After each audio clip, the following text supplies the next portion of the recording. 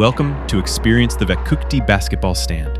Adjustable height, easy to move, and can hang the door. Assembly steps. 1. Check accessories according to the instructions. 2. Connect the Y main rod to the base. Connect the X main rod to the Y main rod. Fix 2 secondary rods.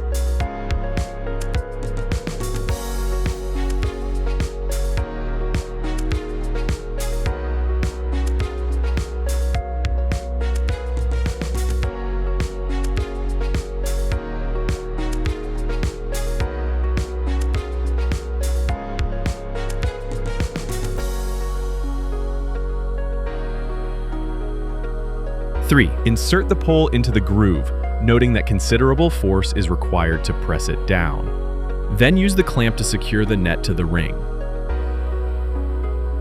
4. Before the basket frame is installed, the W pole is installed and fixed behind the rebound.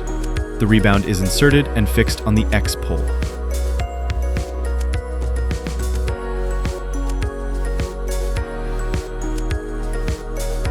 5. Place the protective cover over the pole, add water or sand to the base, and place the sandbag filled with weights on the base.